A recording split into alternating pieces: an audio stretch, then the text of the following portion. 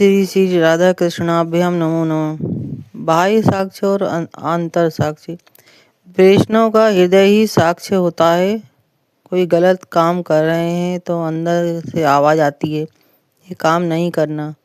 उस समय कोई लिखा हुआ कागज नहीं आता। जो गुरुजन हैं, परिकर हैं, मंजरी हैं, दिव्य चिन्मय शरीर धारण किए हैं, उनका साक्ष्य ही पूरा साक्ष्य है।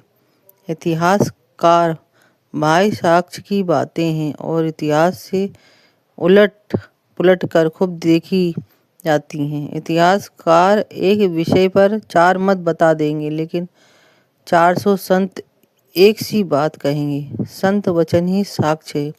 संत शास्त्र गुरु। संत ने कोई बात कह दी तो उसके लिए प्रमाण की आवश्यकता नहीं।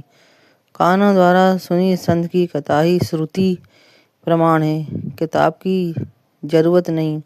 अपने कल्याण की कामना से जो श्रवण करता है वह है विचार प्रधान श्रोता। जैसे अर्जुन श्री कृष्ण सुख के लिए जो श्रवण करता है वह है रुचि प्रधान श्रोता। जैसे नारद। अतः प्रभु की प्रत्येक वाणी हमें संत के मुखार बिंद से सुनने पर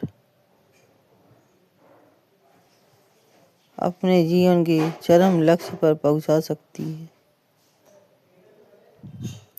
संसार की चीज़ों से जैसे घर, परिवार, जमीन, पत्नी, पुत्र, पशु, पक्षी आदि में अपनापन, ममता या आसक्ति कर लेने से मनुष्य का मन संसार में बंध जाता है, तो फिर भगवान उसको वैसा ही मौका देते हैं।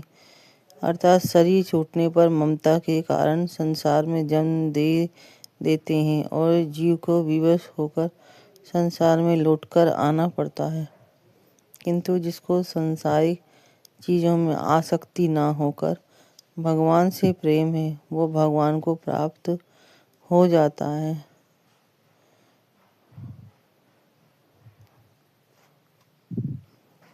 इस सृष्टि के एक भी जीव के प्रति अगर किंचित मात्र द्वेष है तो लाख भजन करे, लाख भजनानंदी बने, इस जीवन में उसको भगवत प्राप्ति होगी ही नहीं। इसलिए सावधान, किसी के दोष नहीं देखना चाहिए।